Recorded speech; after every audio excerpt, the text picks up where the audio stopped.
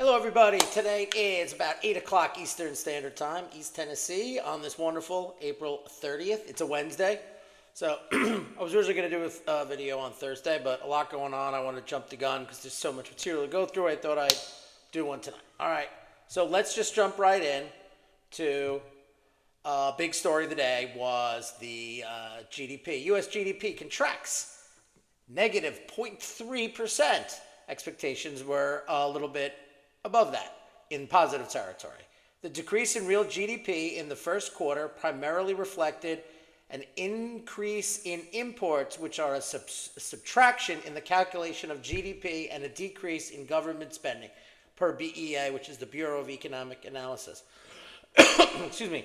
So the simple GDP formula is, total production of goods and services in your country, everything up. It is also your government spending minus imports.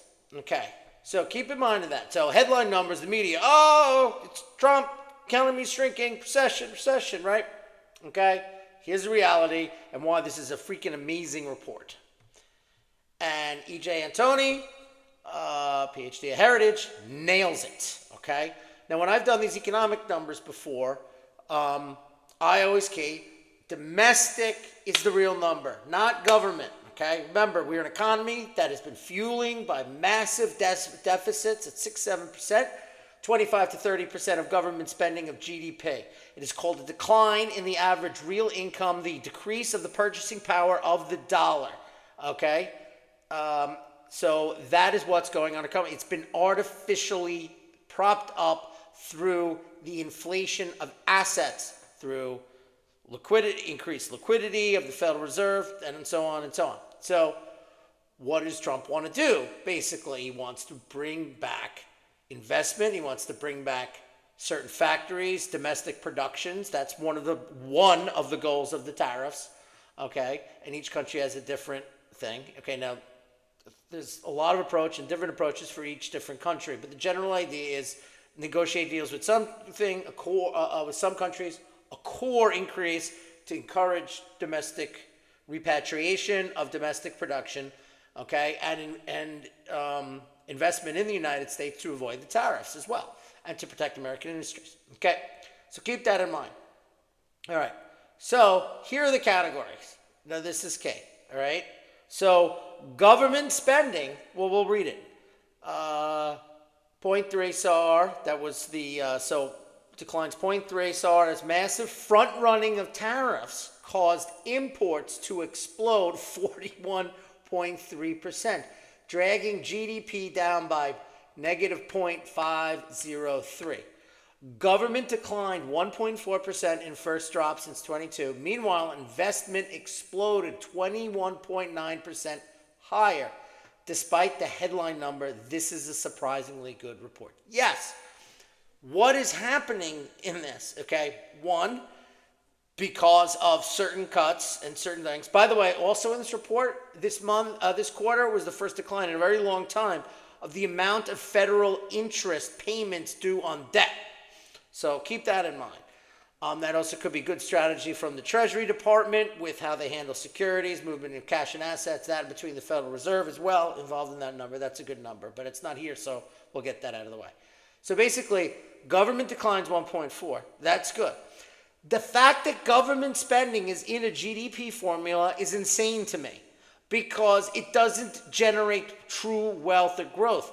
It is based upon either debt or the transference, or if you want to say stealing, of money from the private sector to the government. Nothing has been created. It has been a transfer. So why it's even part of the GDP is not. So that numbers comes down. Okay, then you have that. This is the key. Little exports actually went up, and then the kicker is the investment of 21.9% investment. Okay, what is that? That's money inflows into the country. That is capital goods orders. That is anything that goes to the beginnings and foundations of an economy. That number would not go up if they didn't have a good, we'll say at least intermediate outlook into the country. Okay? That money, that would go down. See, during the Biden administration, printing money, inflating assets, okay, increased government spending, right? Every jobs report was government jobs went up, healthcare, which is de facto government job, went up. That was it. Every manufacturing down, construction down, okay? It wasn't. So it was propped up by that. Capital goods orders were not good. PMI order, manufacturing would go down, okay? That's the consistency of the Biden administration. The workforce participation rate would drop in the job numbers. Very consistent. Same thing happened during the Obama years. Okay, but now we got a foundation of all that investment.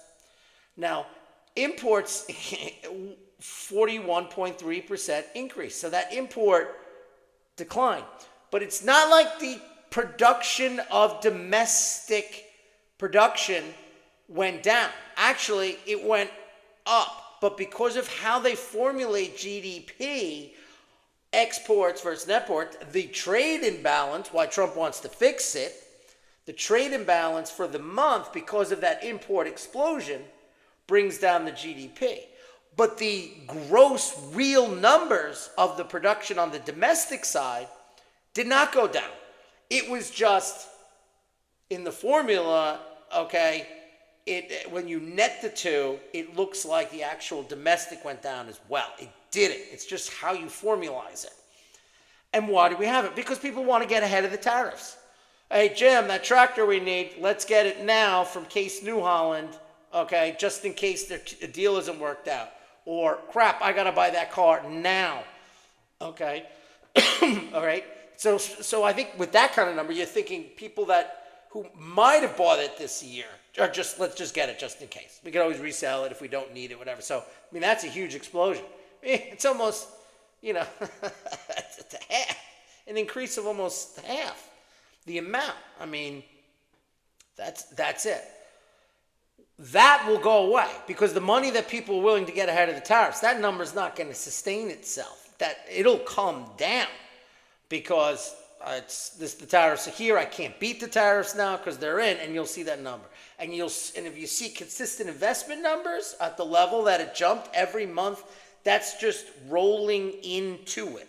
Now, you're not going to see a jump of 21%. I don't think. Maybe you will. Okay. But the gross number that it represents, that'll go up even more. Maybe it goes up 4%. But my point is then it's up 25, 26% from 2 quarters ago. That's fantastic. But the baseline number is still much higher because it's been gapped up. Okay?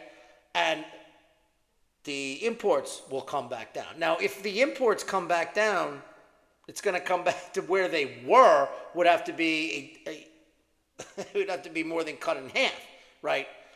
Right. It's just like you have a portfolio, it loses 20%. If the market goes up 20%, you're not back up to where you started before because that increase in 20% is 20%, right? 100,000 goes down to 80,000, right? If it goes up 20%, you're only back up to 96,000. Okay, so you got to remember how these numbers work from month to month, quarter to quarter. Okay, so when this number goes back down, the investments, they'll say, oh, the investments drop off. No, but they're still up higher than before because it's based off an MOM or a quarter over quarter. All right, so this is what you want to have happen. I'm surprised this investment number was that high. I want to get that government number down even more. Get the government down. I don't care if it takes away from the GDP. The investments will start to fuel everything else with the deregulations, among other things going on, okay?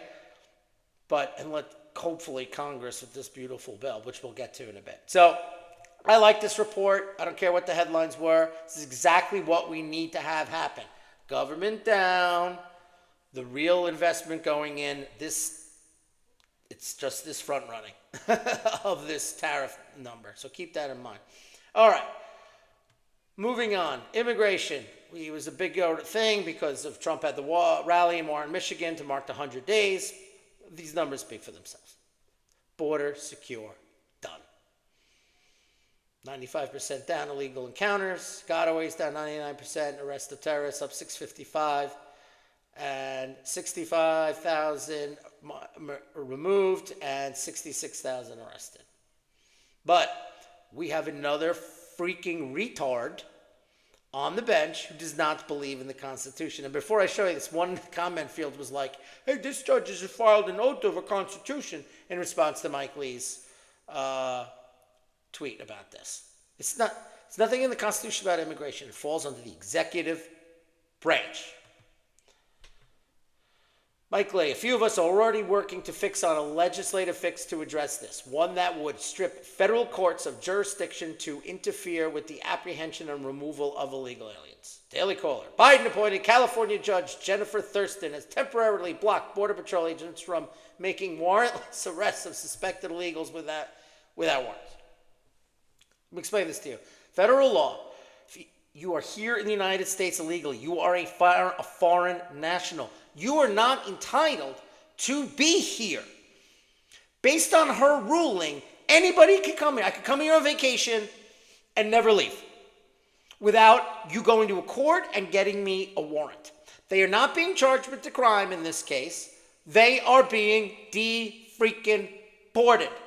There's no due process involved because they are going back to their country where they are citizens of. That is it. You don't need a warrant, okay? And the Constitution does not cover this, which means that if it's covered by federal statute, immigration falls under the executive branch of the United States and the federal government, particularly the executive branch. Who is head of that executive branch? It is the elected and accountable to the people, President of the United States, in this case, the 47th President, Donald John Trump. Okay? These people are here illegally, and they do not have a constitutional right to be here, period. Okay? They will be removed. They're not being charged of a specific, many are for certain things, and then maybe they'll be charged and convicted here or sent back, depending upon what they want to do. But that is a jurisdiction. The courts have consistently prevented anything coming in. So you got to follow this insane, no due process when illegals come in here and the burglar breaks into your house. But when you want to remove the burglar, all the rights apply. That is how these people are inverse in their retarded freaking brains.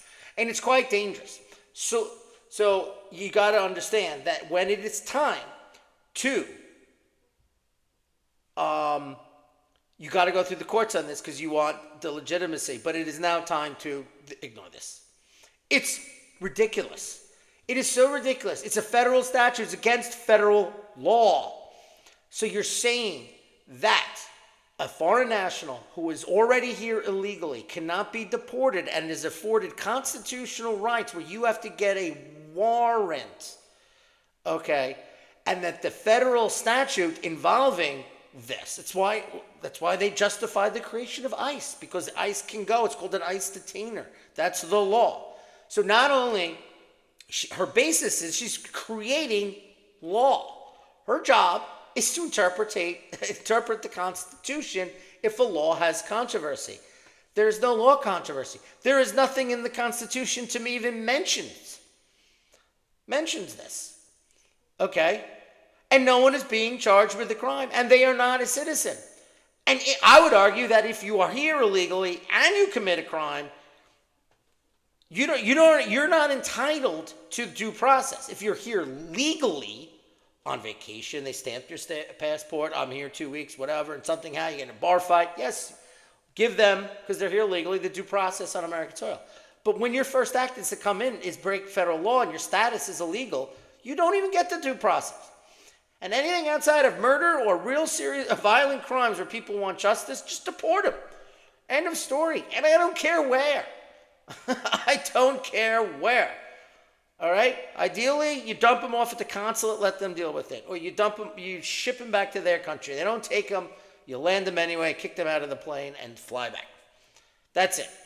Okay? But it's time to ignore these judges. Because if you allow this person who is unelected, does not have national jurisdiction at all, is creating law, you can't live like that. So basically, you're living in a nation where this person can just set law, make up the law, as is.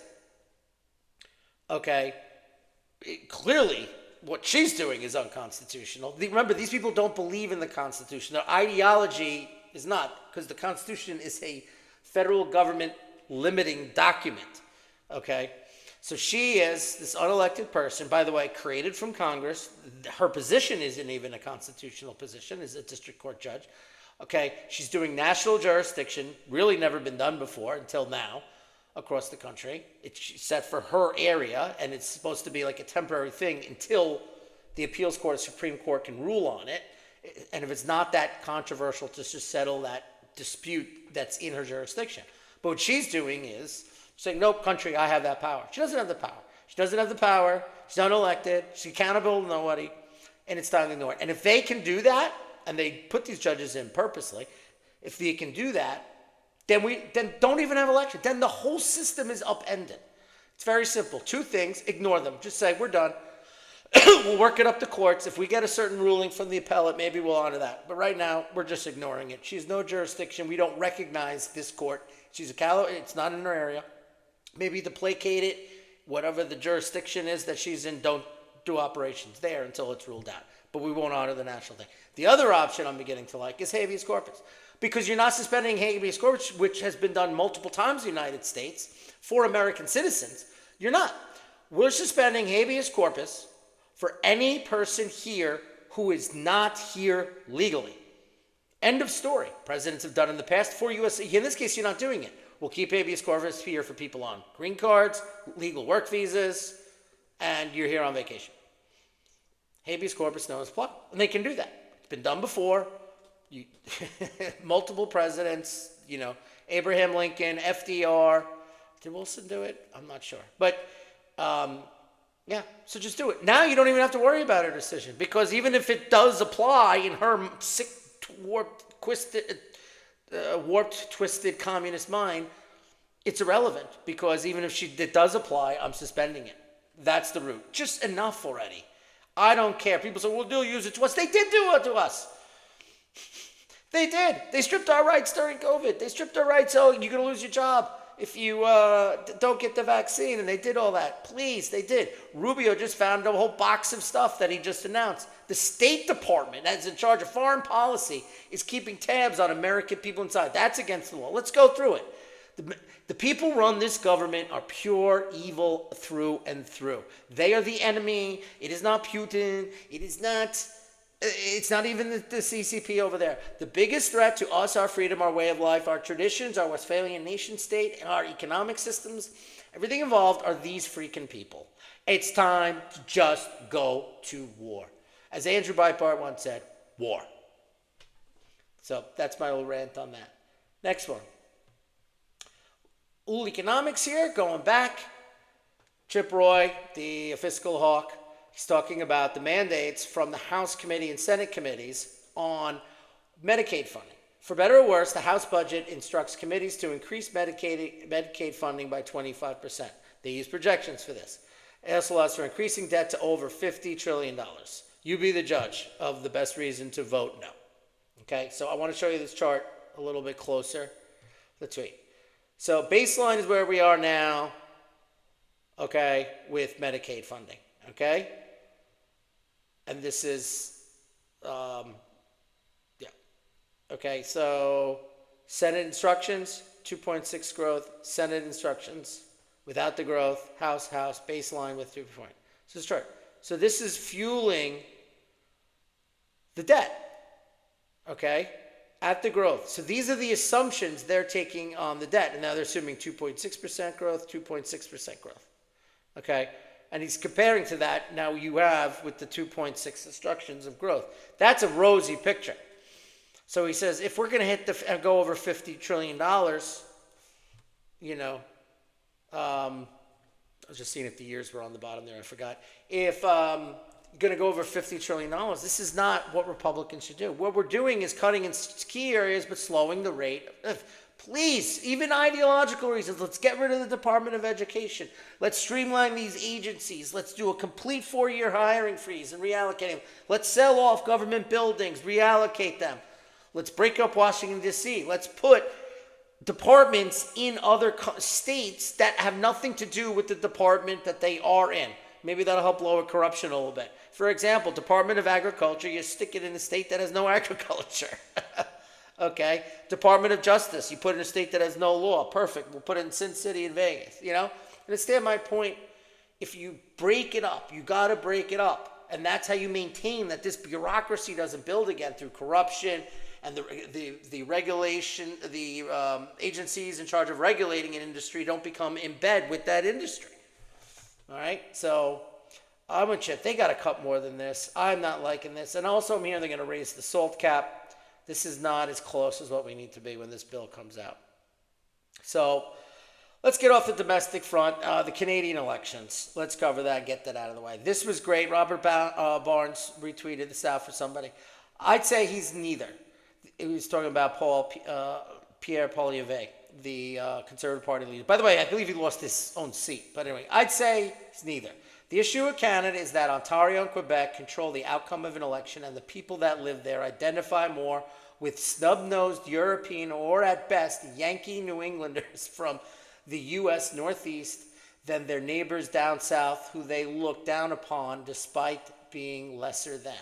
Pierre needed to win in Toronto and or Montreal. The problem is Toronto is a metropolitan, multicultural shithole who didn't like him so much as they hated Trudeau. Hence the shift back to Carney. The Bloc messed up in their home territory. That's the Bloc Québécois, a nationalist but left-leaning, but nationalist sovereignty-oriented for the French people in Quebec. Had messed up in their territory. If they had held seats in Quebec, we could have seen a CPC Bloc minority. Canada as a whole has a majority left-wing liberal population. Lefties knew this and consolidated around the Liberals while leaving the NDP to die. NDP is a far, far left party. It's a lunatic party. Now, he's right on that. He's completely right on that, because what I want to show you is, this is 2021. I want you to look at the numbers. Okay? These are the seats. In 2021, the Conservatives got 34%. Okay? The Liberals got 33%. Okay, so the Liberals, even though they had much more seats, naturally they were lower than one. Bloc Québécois, 32 seats. Okay, they dropped this time, and they went from 8% of the vote to 6% of the vote. NDP had 25 seats after the 21 election. They got 18% of the vote. All right, the Greens got around 4 or 5. And then the People's Party, a right-wing populist party, got about 5% of the vote. Got about 1 this time. The majority of them went back to the CPC and a chance to really defeat the Liberals. So that's what we kind of had. While Europe is breaking up into these other parties, this was an election where we're turning to the two main establishment parties and we'll have a battle. Okay? But what I want you to know is that if the Liberals got 33 last time, the NDP got 18 last time, that's 51. 51 left-wing voters. Greens got like 5. It's 56, 57% of the vote. And you could argue, because the Bloc Québécois, while they're decentralized because they protect Quebec's French heritage interests and things like that, they are more left-leaning. Okay? Not as left as the NDP or the Liberals today, but they are left-leaning, and they could have went into a CPC bloc. Okay? And that's what the guy was alluding to. Right? So when you take the People's Party at 5%, you take the Conservative last election at 34, that's 39%, and the 8%, 47. So really 43 to 47% in 21 voted not left, whatever. But if you take the vote today, it's not a huge shift. And let me show you what I'm talking about here. Keep in mind the Bloc Québécois seats of 32 there, all right? All right. Liberals 43. So Conservatives went from 34% up to 41. Okay, 41%. And the PPC got the 1%. So the Conservative vote from 21 to 25, okay, went from basically, we'll say 5 and 34, 39 up to 43%. So it was a 4% more increase from 21 to this election that actually voted for the CPC. And that's why they did pick up some more seats. Okay, they're sitting on 144 from the 116, so they gained seats. But the New Democrats Party, look at that, 12-point drop. They went to the Liberals and consolidated. And the Bloc Québécois went down 2 and lost 10 seats. So this guy in the tweet, he's arguing if the Bloc Québécois held on to what they normally do and got that 8% and that 30% and didn't lose a bunch of seats to the Liberals, that could have cut into the Liberal lead, right? They would only be sitting on, say, 160 seats, and they would have 32. So the Liberals couldn't even form to get to the 172 needed with the New Democrats at 7. They'd be short of the 172. Throw in the green. Nope, still short. So they're saying then the Bloc and CPC would have had a chance then to form a coalition. You know, you get the 144. If they would have had that 30 seats, 176, you're over. They could form a coalition. All right? But the point of the matter is at the end of the day, 4-point move nationally in the vote. Okay, and keep in mind, since the election, or what I stand, 1 million more immigrants in Canada were eligible to vote in 25 and 21, particularly mostly in these metro liberal hellholes, right? So a 4% move, okay, that's a decent move. That's a similar, that would be, there was a 6-point move from 20 to 24 in the U.S. election. I mean, you can go, 2020 was a bizarre election with the whole extra 6 million votes for Biden, but that's a separate issue. But my point is that is a decent move for the Conservatives, especially when this was a two traditional party type election. But the fact of the matter is the fundamentals of Canada are they are a left like Europe. There are multiple left-wing parties, and when you add up those voters, they coalesce, you cannot beat that left-wing coalition. Let's just put it at it. 43 for the Liberals, say 44, 6, that's 50. The Greens, 52. And then the Bloc, I mean, they are liberal, but they're a weird thing to do it. So you're looking at 52 to 41%, a 10-point win of Liberals over Conservatives anyway. Because the People's Party, a lot of those went to the Conservatives too this time. So it's just a liberal country. The only way the Conservatives can win is if the NDP got half of the vote at 21, right? 9, an extra 3 points, all of a sudden this entire election is different. Because they wouldn't be up at 169 seats because a lot of these close races the Liberals eked out. The Bloc would have won a few more seats. So you'd have a very bizarre dynamic. They'd be scrambling to try to find coalitions at the minimum right now. So it's not about Trump. It's not about this and this and that. If anything, it also makes it easier for Trump. Now he doesn't have to play nice to have an alliance with the conservative voters of Canada and all this stuff. He can go forward and screw him because I know the leader of this country hates us and hates most Americans and hates Trump. So it makes it easier for him for negotiating. So there is an advantage from an American point of view. I think that's actually why I put out that tweet at the end. Anyway, so I want to move on. Oh, one more thing. Danielle Steele, the leader of the CPC in Alberta, is already moving forward with signatures for a referendum to leave Canada.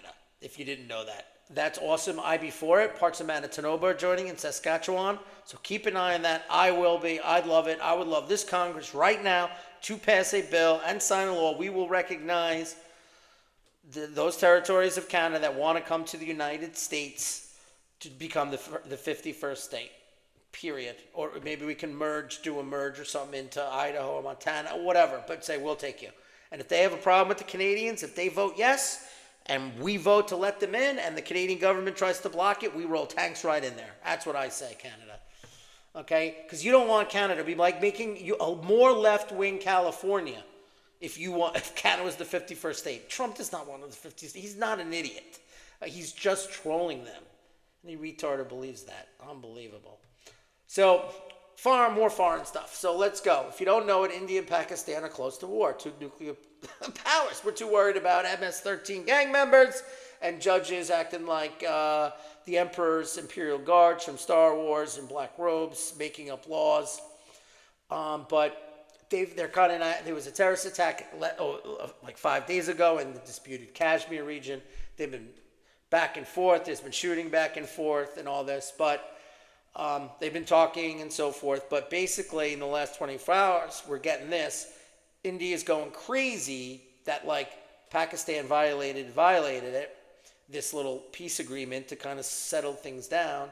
But this guy's going on. He's an information minister for the Pakistani government, and he's saying that, and I saw other reports of this, that Pakistan is saying India is about to launch attacks in 24 to 36 hours. That their intelligence is telling them. From what I understand, and believe it or not, Pakistan's intelligence is pretty good. It's OSI. I read a lot about them with the whole terrorist thing going on, whatever. But this isn't good, folks. India is not, I mean, if you got the three big powers, US, China, and Russia, you know, India is not too far behind. And you got the nuclear weapon issue and everything. I mean, they've had 3 wars, but it was all before they had nuclear weapons. So hopefully, cooler heads, we get involved, the Russians get involved, the Chinese get involved and say, hey guys, you gotta figure this out and come up maybe with you can't keep doing this every 5 years with nuclear weapons. All right, so we're gonna keep an eye on India and see what goes on over there.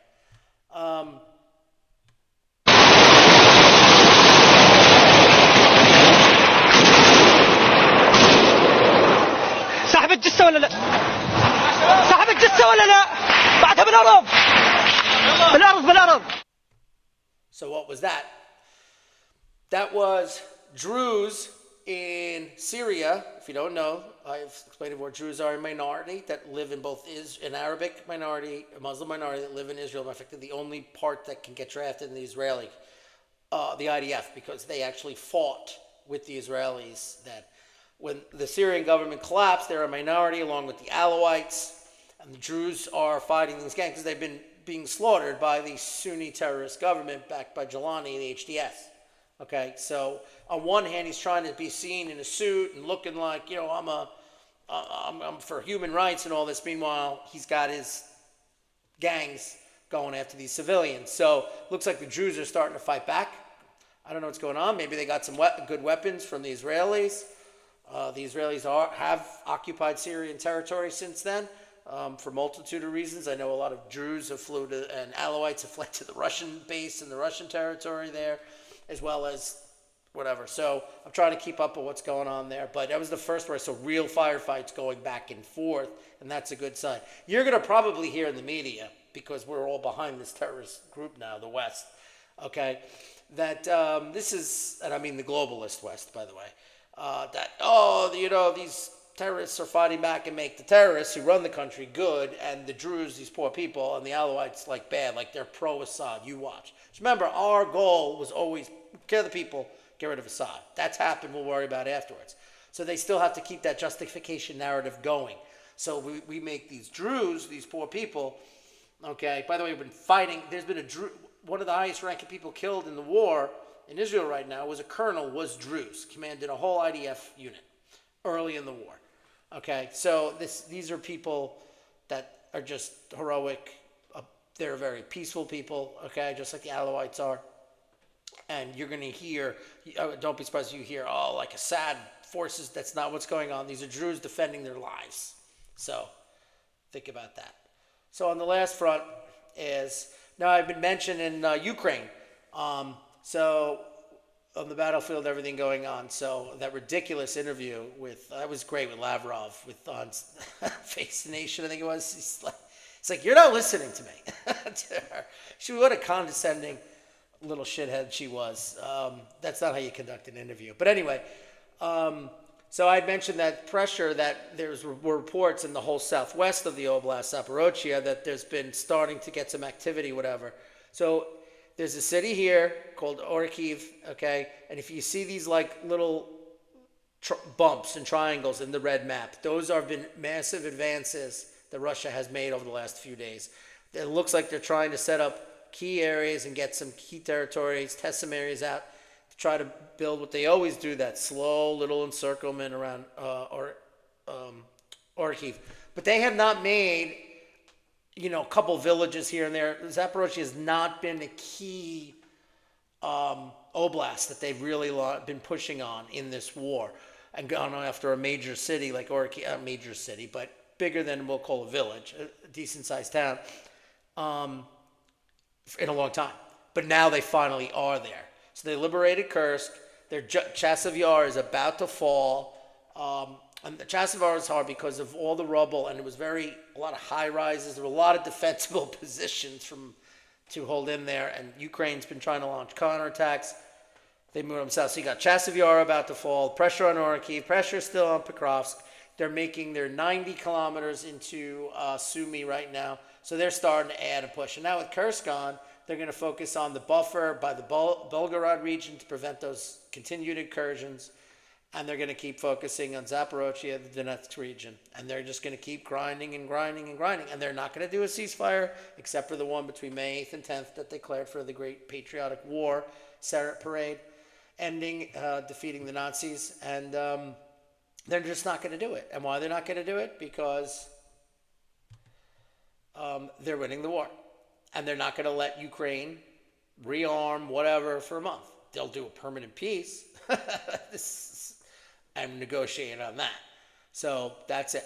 So basically they want a permanent ceasefire and they want a long-term peace deal. And it's going to include it. And the longer it goes on, the more favorable will be more to Russia, because they'll keep asking for more, right?